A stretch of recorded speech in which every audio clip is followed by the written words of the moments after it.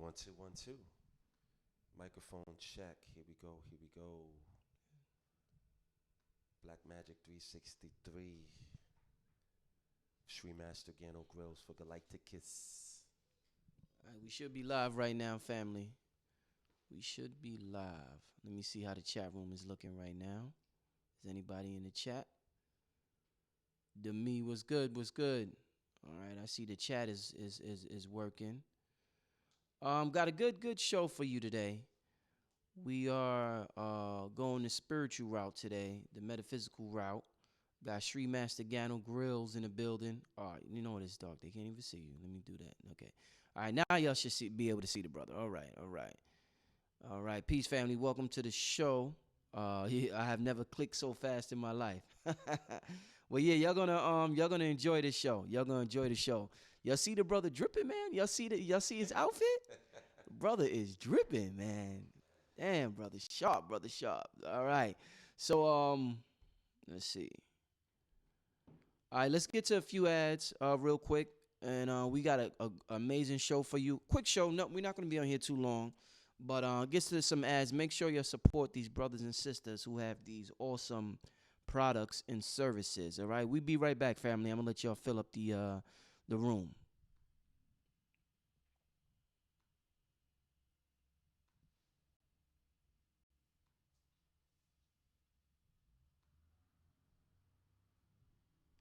Man, I don't know why it's not.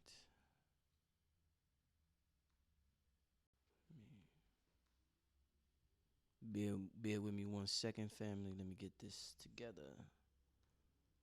Bear with me 1 second.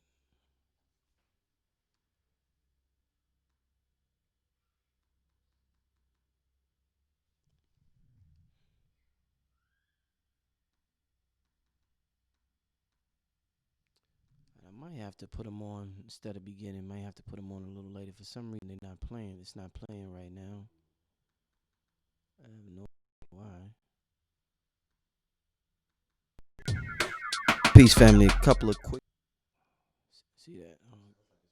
Yeah, it was. Then it turned off. I don't. Peace, family. A couple of quick announcements before we start the program. First and foremost, I want to tell everybody about the 2020 Ascension Conference happening November 3rd in New York City. I advise everybody to come to New York City. And if you're unable to come, make sure you get the pay-per-view live stream. But it's going to be an absolutely amazing spiritual event. The best way for us to bring in 2020. We got Red Pill speaking, Blue Pill speaking, Sri Master Gano Grills, and Billy Carson, aka Forbidden Knowledge. You know, the brother has over 1 million subscribers on Instagram and throughout his networks. And you know, it's just going to be a magnificent spiritual event. Make sure you're there. That's in St. Francis College in Brooklyn, New York. Okay, besides that, make sure you support King Simon November 10th. He's having his 24th celebration in promotion and production, and he's going to have a list of speakers there, and it's going to be magnificent. I know my brother KT, the Arch Degree, will be in the building that day, as well as other speakers. Also, make sure you hit the brother up as far as numerology. He will help you in terms of that sign, so make sure you contact the brother in terms of that.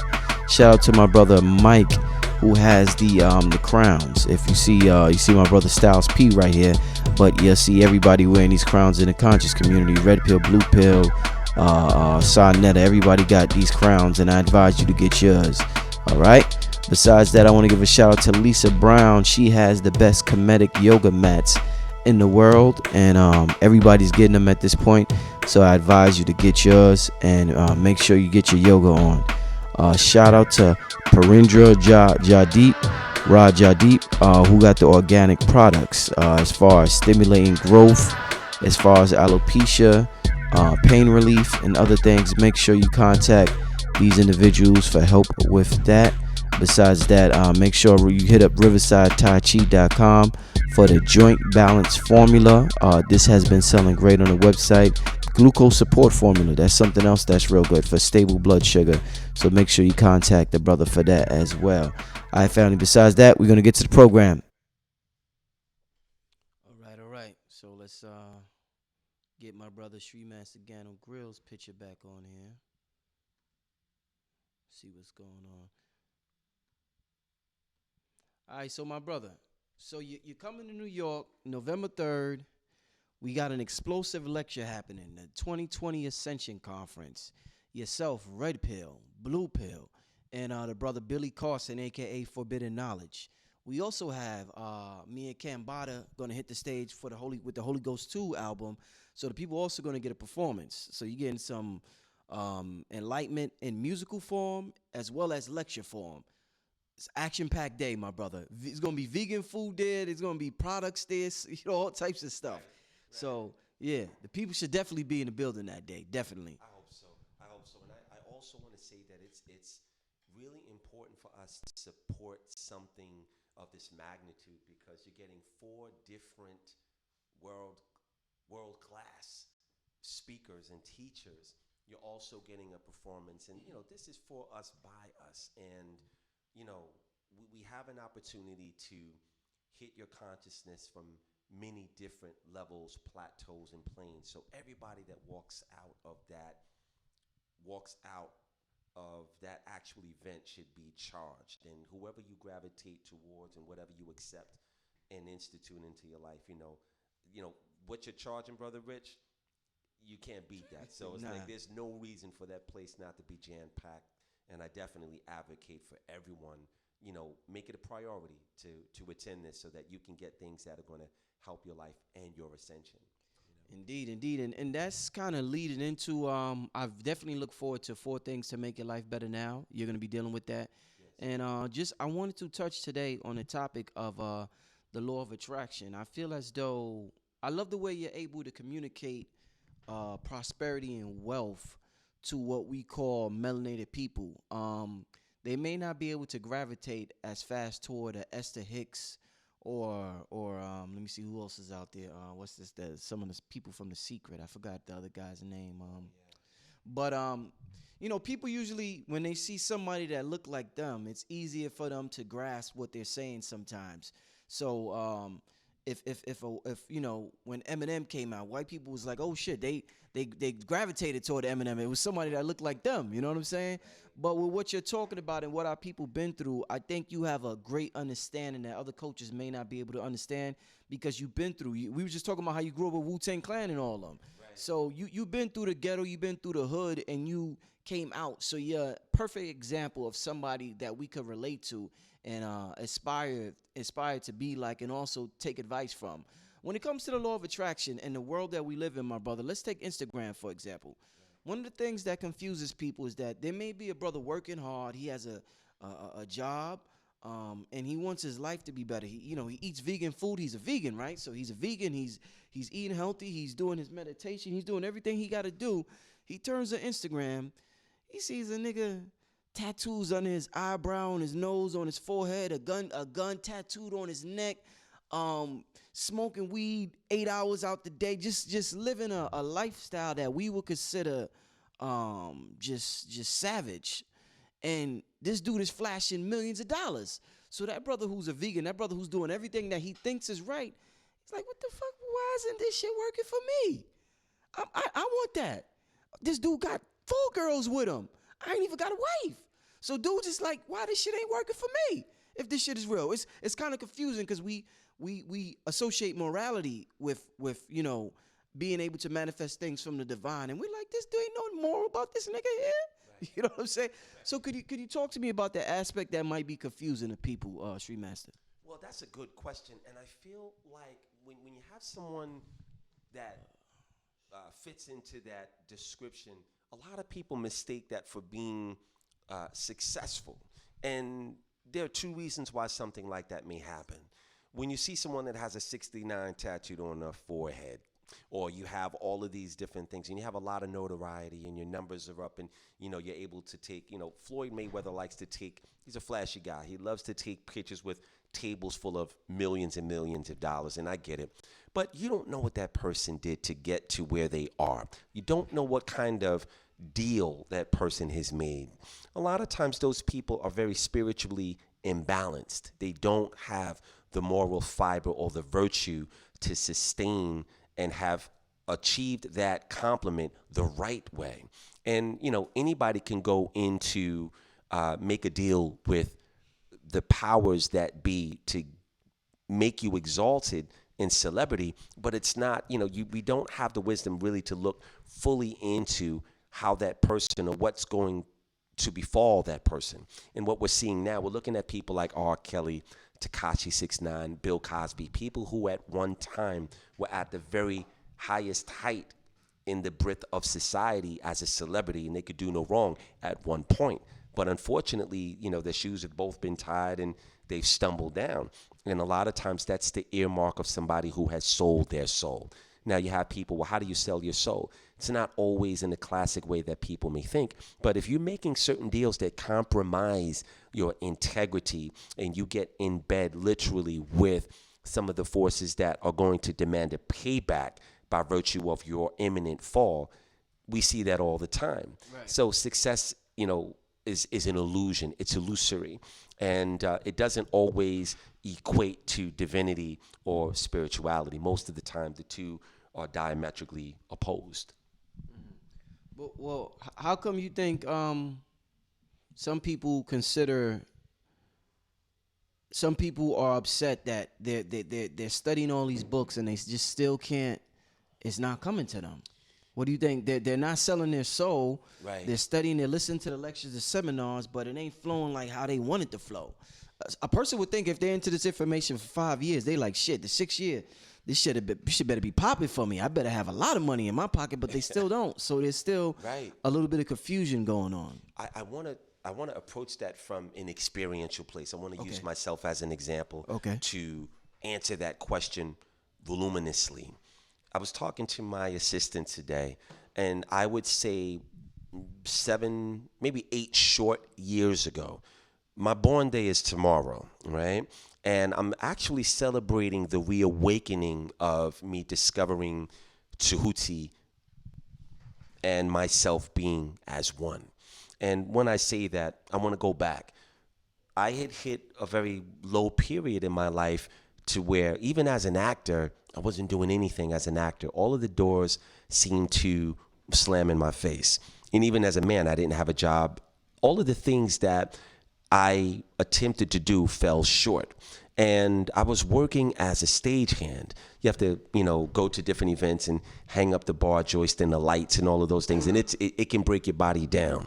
You have to unload 4 18-wheeler trucks with hardware and metal. Then you have to assemble it. You have to watch the people come in and enjoy your labor by having a display and a good time. This is what these people do. And then you're called back for the load out. You load it in and then you load it out. So I did this work for about a year. We did Comic-Con, we did private parties.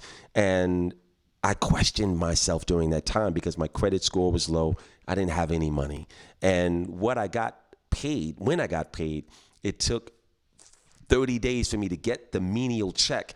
Then it was deducted with taxes and some other things. So my assistant at that time, she was still with me. She went with me way out to New Jersey to get this check that I waited for a month for. And when I got it, I looked at it and I just said, this is ridiculous. I was standing on the bus stop waiting to get on a bus back to New York City after coming to get the check.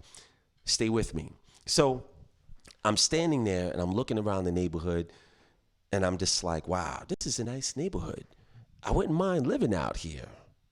Got on the bus, went about our business. Make a long story short, I did that work because I had to support my family.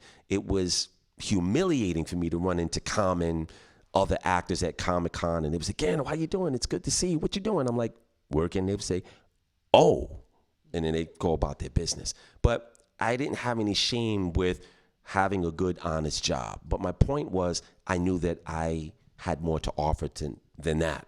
So I created a mantra for myself. I said, I'm too smart for this. I know too much to be doing this. I'm grateful that I have a job, but I know I can do better than this. So at the time, I still was saluting my altar. I was making offerings every day, and I shared what little I had with my ancestors and with the gods, with my divine parents. So to make a long story short, the reason that I'm sharing this because it was the lowest point. I didn't have 2 nickels to rub together. When I woke up one day on my birthday, literally, My birthday was October 19th. This was years ago. I woke up, I took my phone, I got on YouTube, and I started scrolling through, and I saw something on YouTube, and I looked at it. Was a cartoon, and I looked at the cartoon, and I saw an image of Tahuti. I said, what is he doing in here? And I kept looking at it, but that got my attention. And I looked at the cartoon. It was about 90 minutes. I put it down, and then I heard a voice in my head that said, get up and go to the New Life Expo. Okay. I said, all right. So I questioned it, and I looked online. Lo and behold, the New Life Expo was happening in New York. So that's interesting. So I got up, I jumped in the shower. This is on my birthday. And I went to the New Life Expo in New York City. As soon as I got off the elevator, as soon as the doors opened up, I saw an 8x10 picture of Tahuti again. I said, okay. And I looked at it, and it was some kind of talk. Some lady was giving the talk. I'm not going to say her name. But that was a gift from me that day. I also met a woman who gave me the penthouse that I now live in across the street from the place where I was standing on the bus stop that day. And I said, I wouldn't mind living here. I magically met her. All of these things happened that day. Wow. And I came face to face with a gift of, and this is, I'm going to tie it in. This is what I would say to anyone who's reading the books, who's doing all of the work that it takes to get there. It will kick in. But patience doesn't, the spiritual world doesn't tap dance to your expectation of when it's going to happen. And the test of the accomplishment of all of the magic and the power kicking in is incumbent upon your ability to have belief and faith with its existence. And that's the marriage that catalyzes the outcome. And today I can say, I no longer struggle with money. And some people will say, well, that's because you're selling these ridiculous things that cost all of this money, and you're charging so much money for your products and your seminars. And that's a very easy way to look at it. But that also compounds the point. There's no way that I should be able to sustain and make a decent living by doing that, because nobody believes in this stuff anyway. So where is the prosperity coming from? It's coming from the ancestors, and it's coming from the gods. And I've seen that in my life, because I'm doing better now as a spiritual advisor than I ever was as an actor. And actors get paid fairly well. So this is a compliment of the work that I did for however many years I did it. And it's something that's available to everybody. So this is the reason why on November 3rd, I want to share what some of those things are, and I want to give hope and real proof of how it is applicable to everyone who wants to actually begin interfacing with their ascension, their evolution, and their enlightenment. And I'm going to show some proof of how people can actually begin to do that for themselves. Man, I definitely look forward to that. I was just telling you that, when I first started interviewing you, I was sleeping on you a little bit, because you came from the actor world. And then the more I interviewed, the more questions I asked. I was like, yo, this brother's pretty sharp. Okay. So I definitely look forward to your lecture November 3rd. Every interview I ever did with you was amazing. It wasn't just a good interview, it was an amazing interview. Thanks. So I definitely appreciate interviewing you during the course of the last couple of years. What I want to ask you is that, why is it that, people are wishing for stuff every day? Why is it that a person could wish for something for 7 years? Oh, God, I want this, I want this, I want this. Then once they get it, they still not happy. They like, right. Oh, man, like, I wanted this job, or I wanted this career, I wanted this girl. And once they get it, they're not happy, bro. Right. There's two things. People end up in that conundrum because they didn't really want it in the first place. And secondarily, when people get it, people do it all the time. Women will dress up and they'll make themselves beautiful. They'll look in the mirror and be like, I'm going to kill it today.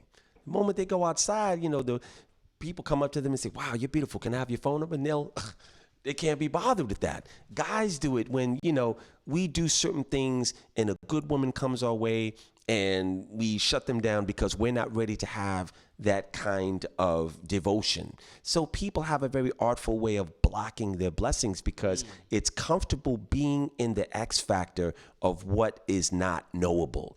I don't know what I'm going to get if I incorporate you into my world. I don't know where it's going if I allow these good things to happen, but I know where I am in my misery. I'm very conscious about that. I know I'm going to, and that's what it is. That's deep. So the misery, regardless of them being miserable, at least they know that. But this unknown, this darkness, this I don't know what that's about.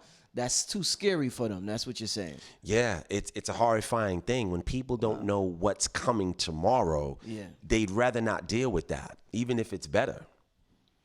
They say greatness is outside of your comfort zone. Would you agree with that? Absolutely.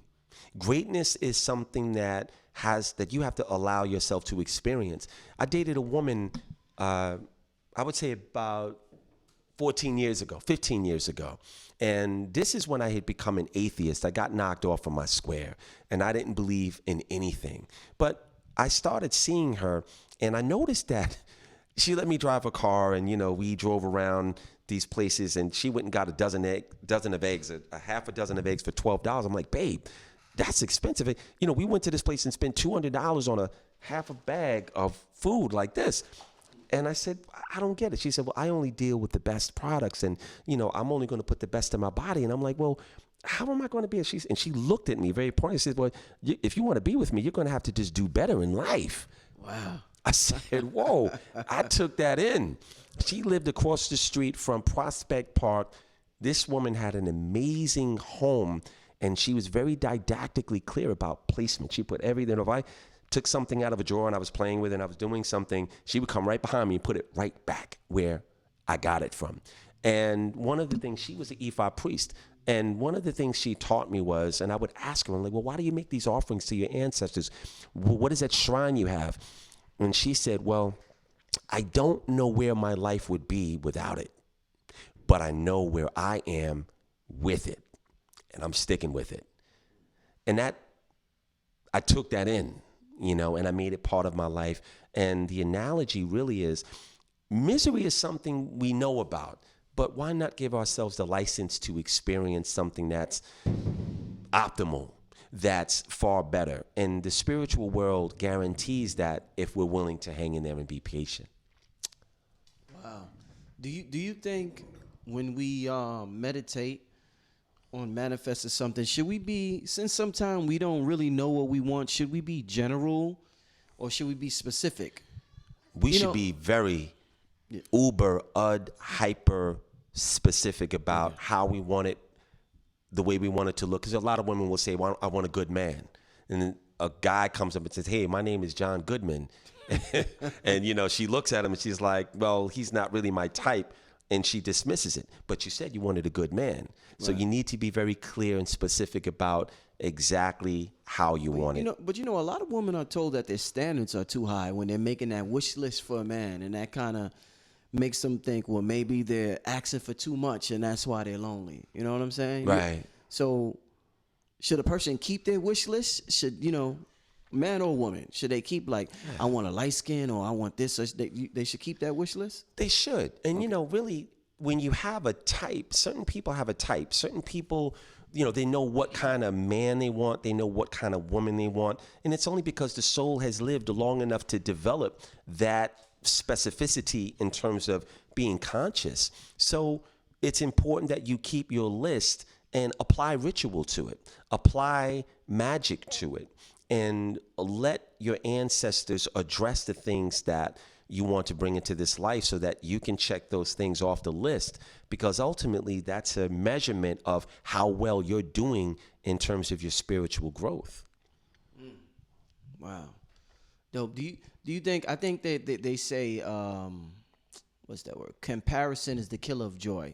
How do you feel about comparing yourself to somebody else? Like let's say I'm 25 and I'm finding out how to be a man, and I compare myself to my friends around me and they're doing better than me. Is that a good thing? Because some people say you should be happy where you're at, but once you compare yourself to people like everybody's doing on Instagram, that's why we live in a world of depression, because everybody's seeing everybody living lavishly on Instagram and their life isn't all that yet. So do you agree with that? Comparison is the killer of joy? I think that's a dichotomy. There's a duality to that. And I think part of that is healthy. And the part of it that's healthy is, let's say you got people that have a platform and they look at Brother Rich and they see Black Magic 363 and they see the things that you're doing. And like, I like his channel. I like the content. I want to raise up to where he's at. He's my role model, right? And that's the part of it that can be positive. The negative aspect of that, or the double-edged sword, the other side of the candle, is when you become covetous or jealous of what that is, because that will implode you and erode you from the inside out. Do you think jealousy is something that is natural? Is it something that we shouldn't get too offended by if we find ourselves being jealous of somebody, or should we try to immediately get rid of that jealous thought? Well, jealousy is one of the easiest things to partake in, and it feels good. Some people call it hating. There's a difference between being envious, covetous, and jealous. Jealous is an unnecessary deficit that you're allowing yourself to partake in, and it doesn't have any good consequence. So if you find that energy in you, you need to investigate what that's about. Lower souls and souls that are younger participate in that. But a higher soul doesn't engage that. A higher soul will look at someone and genuinely be glad for the exaltation and the success of that person, because you can share vicariously in the joy of that. So that's really an indicator as to where you are if you find yourself being jealous of someone or something, when you yourself can do that better and different. It doesn't have to be something that defines who you are, but it is a good indicator as to how much you need to grow away from that actual deficit of jealousy. Definitely a good indicator. Once again, family, I'm in the building with Sri Master Gano Grills. I want to thank everybody for being in the chat on this Friday afternoon. It is now 3:45. Got about almost 400 people in the chat. Shout out to everybody. Once again, everybody, November 3rd is going down. Sri Master Gano Grills, Billy Carson, Red Pill, Blue Pill, Cambatta. It's going to be an absolutely amazing conference, the 2020 Ascension Conference. The link to it is in the description, so make sure you hit up that link. Also, make sure if you love what we're doing on this channel, you love the talk, you love the vibe, make sure you donate to the Cash App. I put it in the chat. Let me put it again. You make sure somebody donated earlier. Psych L, I believe it was, donated $5, which I'm very appreciative for. Make sure you hit up the Cash App. Show support. I know Gano Grills is dropping jewels that y'all gonna be able to use in your life. Besides that, let's get back to the talk, family. Street Master Gano Grills. When I used to be a vendor, street vendor in my 20s, and I followed in the footsteps of Sonetta as far as producing content and filming people. Shout out to Sonetta. Yeah, I done filmed Dr. Valentine, Bobby Hemmett. When Bobby Hemmett came into town, he stayed with me one time. Wow. You know what I'm saying? Yeah. Wow. So I really got to kick it with him. Dr. Delbert Blair, I done filmed him. Wow. Like I said, I'm going to film Dr. Valentine in a little while. Yes. So that's why we got to wrap it up in a little while. Absolutely. But I would go on the street and I would sell my DVDs for what I thought the value was, $10, or if it was a double disc, it might cost $20 or whatever. And we could bargain from there. Mm-hmm. It's the street. Other people would get videos Sonetta did, and they will go a couple of blocks away from me, and they may sell it for $3, $5, $3. There was even a brother that sold it for $1, thinking that because the price was so low, everybody will come to them. Mm-hmm. Because as a businessman, you're like, if I got the cheaper product, I'm going to get more customers. For whatever reason, they didn't get as many customers as they thought they would get. They thought they could undercut me and get these and generate these sales, but they didn't last more than a month, 2 months out there. Wow. Because nobody would go and support them, and everybody would still come to me and spend more money with me. That's right. For the same DVD. That's right. So what's going on in the spirit world where, and you talked about that earlier with your services, where sometimes a person doesn't want what's free, or they don't want what's cheap. They want something that's more expensive, even if somebody else is selling it at a cheaper price. They want what that person got. Right. I want what Rich got. I want what Street Master Gano Grills got. I don't care if this other person is selling the same thing Street Master's selling at a discounted price. They want to go to you. What's going on with that in the invisible world? How does that happen? Wow, that's a good question. One of the things that I would say is that it's kind of like the crack era, right? 2 for $5s around the way, baby. But when people engage in that kind of listlessness, I don't even know if that word applies to this. It sounded right, so forgive me if it wasn't apropos. But when people involve themselves in that, really, the reason that somebody would not get the amount of traffic that they thought is because their intention was flawed. And when you get into something with the wrong spirit or the wrong intention, it's only going to backhand you in the face. And also you're being shown that through that example, Brother Rich, that the morality of your customer base, they're really with you and they're going to support you. And it's better to have that kind of clientele around you that's going to validate who you are. So, lunchbox consciousness, dollar store consciousness it's called the spirit of lack.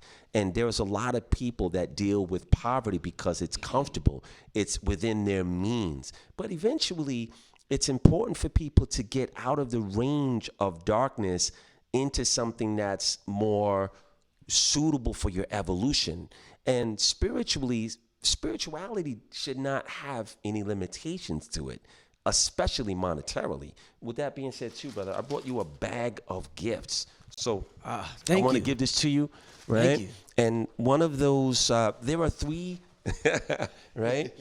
One of those things are, but I wanted to satisfy the question because I want to kind of go through what I gave to you. So the spirit of lack is something that a lot of our people suffer from, and it's always a choice. It's a choice for people to continue to want to live in the projects.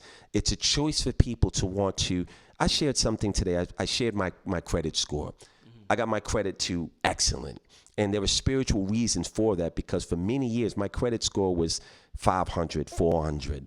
And the credit score is what makes you a viable member of society because it means you can do things if you want to. And it's something you should strive to have. And spiritually, there's another variable of that belongs to you. But, I hope that answers your question. Definitely. What do you think about the phrase in the Bible, the rich get richer and the poor get poorer? I don't know. That's not from the Bible says let a poor. I'm sorry. The Bible says let a poor man say he is rich. And there's a saying that the people say all the time, the rich get richer and the poor get poorer. Right. So what do you think? What do you think that means? And let me just use a quick example. Sure.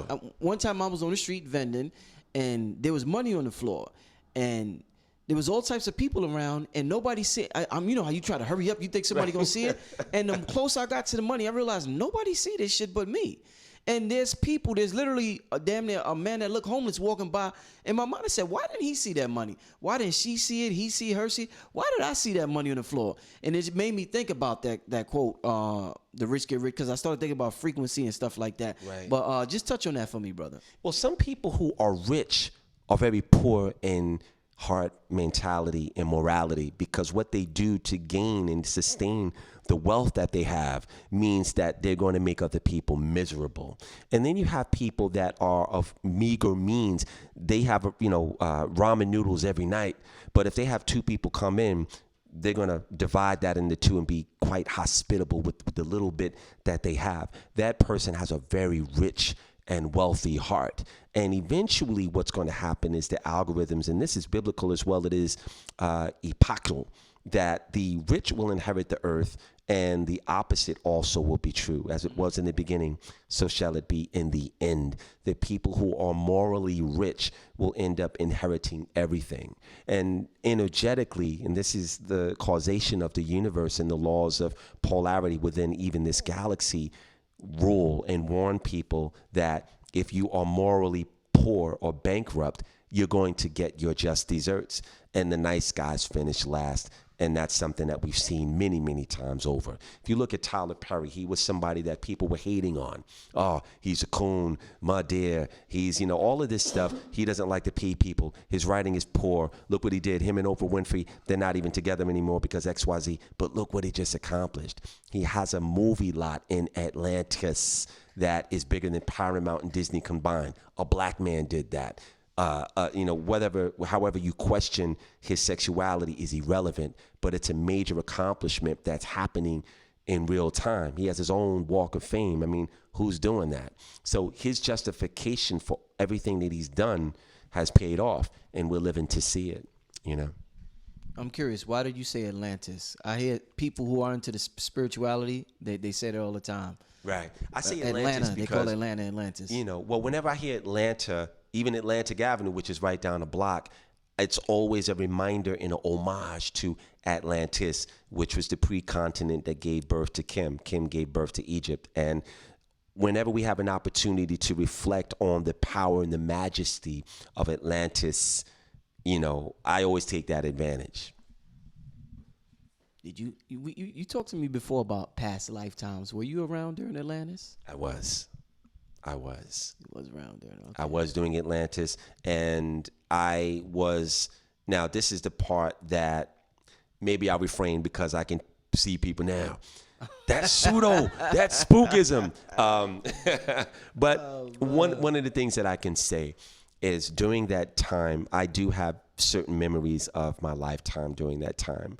And I am going to share on November 3rd some proof of who that is. The people that follow Galacticus, the people that are part of my family, they know exactly who that is. Wink, wink. But to answer the question in short, very much so.